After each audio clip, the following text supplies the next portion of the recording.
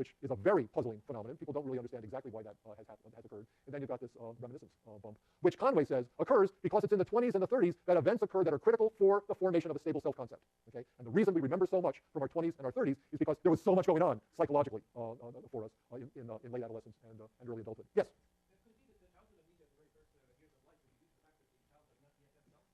Well, you could, yes, that's a very good idea. In fact, it might be that it takes some time to develop a sense of who you are and what you are and all of that kind of stuff. There have been a lot of different theories. Freud, for example, thought that you had infantile and childhood amnesia because when you resolved the Oedipus complex, you repressed all the memories that were associated with infantile sexuality. And since all your memories were associated with infantile sexuality, you repressed the whole thing. Developmental psychologists working in the Piagetian framework argued for a phenomenon kind of sort of like state-dependent memory.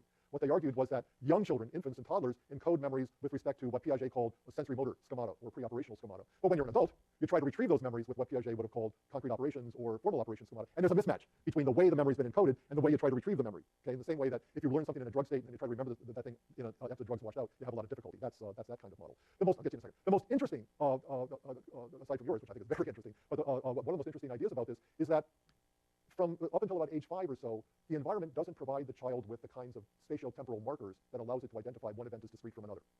And that going to school is the event that does that. You go to school, let's start going to school at age 5 or 6 or so, and at that point, Sunday is different from Thursday, and the morning's different from the afternoon, and evening's different from the day, and all of that kind of stuff, so that the environment actually provides you with the kinds of cues that you need to identify discrete events and discrete episodes. I think that's quite interesting. Robin Fibish at Emory University has shown that, in addition, that the density of, let's go back to this for a second, the density of memories down here has a lot to do with parent-childhood interaction. That children whose parents would sit them down, say after supper or something like that, say, well, tell me about your day, right? Those children, when they grow up, have a lot more memories from early childhood than those who don't. And she's argued that one of the things that happens in parent-childhood interactions is that parents kind of teach children how to have memories.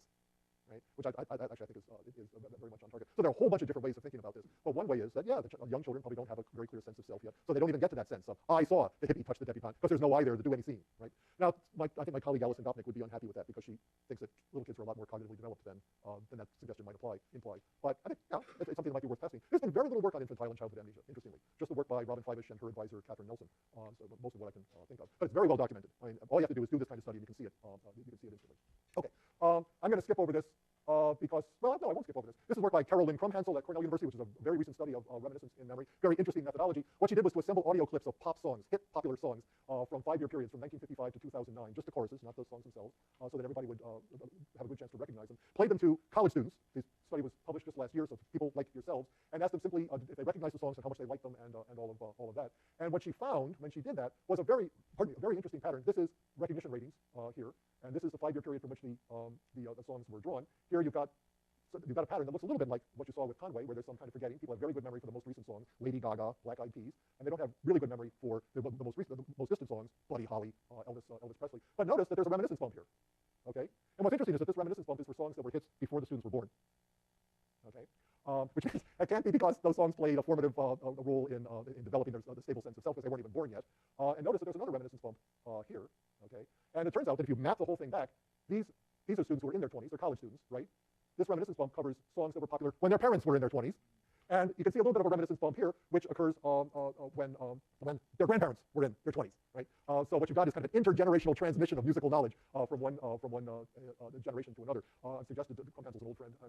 She's now working on a new study, but she tries to get these parents to see if the parents have bumps for the music that their kids played when they were living at home, like during high school. But in any event, this reminiscence bump seems to be more than just memories for experiences that you had that were formative in establishing your sense of self. There's something a little bit more going on to it. Very interesting study. You can see it all over, whether you ask people to rate quality or how much they like the songs or whether they just recognize the songs or whatever. These cascading reminiscence bumps. It's an entirely new phenomenon in memory. Nobody had ever seen it before, and it's a very sweet result. Anyway. Let's go back to the original business. If you just draw a line, a kind of regression line here, there's this kind of straight line where you don't have too many memories from early in your life, and you got a lot of memories from most recently. And what you might think of is that maybe there's some kind of temporal organization that underlies this kind of effect.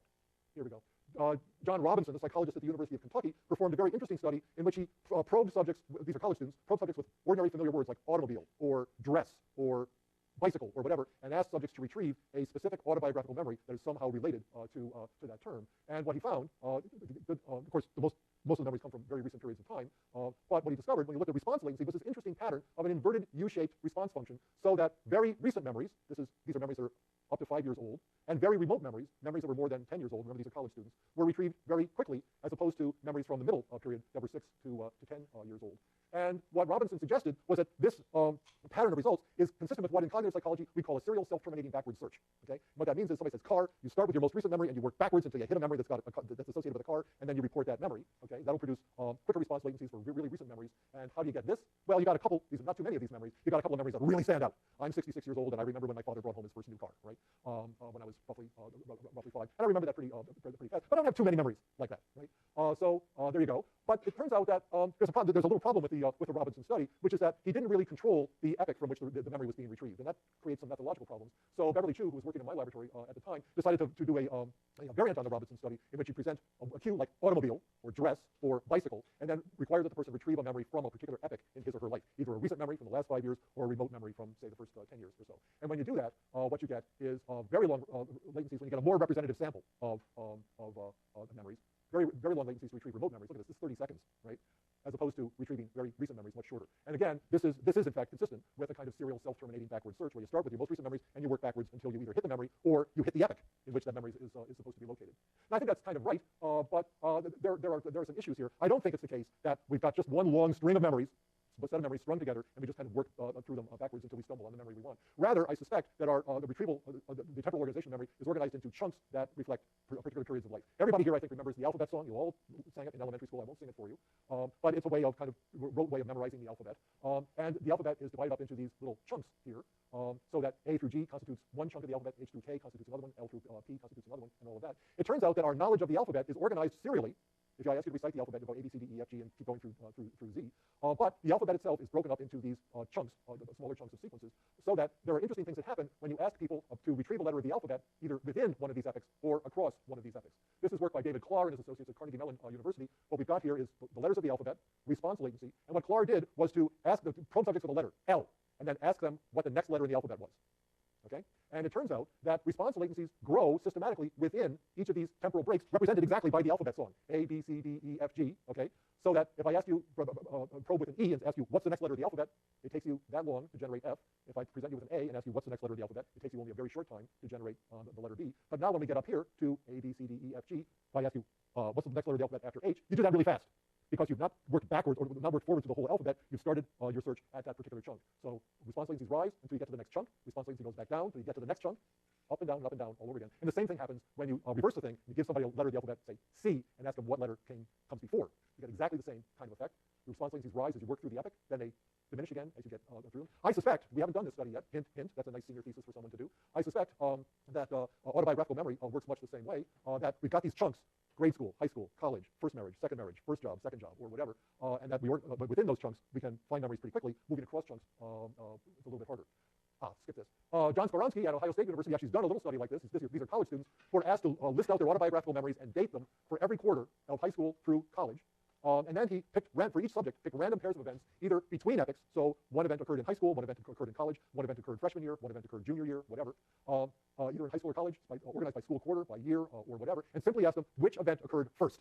Okay, this is roughly analogous to what Clark did with the alphabet song. And what you get here is that judgments of recency are faster when those judgments have to be made between epochs. So it's easy to say which one came first when one came from freshman year, one came from junior year, than when they come from within an epoch. It's hard to judge which event occurred first when they're both from your junior year of high school or whatever. And this is true whether you divide a person's memories between high school and college, the quarter of the school year, the year, upper, lower division, or whatever. So again, you get some sense from a study like Skoronski's that there is this kind of internal organization to the temporal sequencing. We divide our lives up into epochs, and we handle each of those as chunks, not as a single undifferentiated stream. Okay, so that's what we have to say about temporal sequencing, except to say that what Skoronski did was to kind of impose the same temporal epochs on everybody. And I think as personality psychologists, as people interested in personality, what you really want to do is to try to think about how each individual organizes the epochs of his or her own life and do the experiment that way. For some people, all of high schools are mushed together, right? So they don't make a discrimination between junior and senior year. Imagine some kid who's moved in the middle of his sophomore year.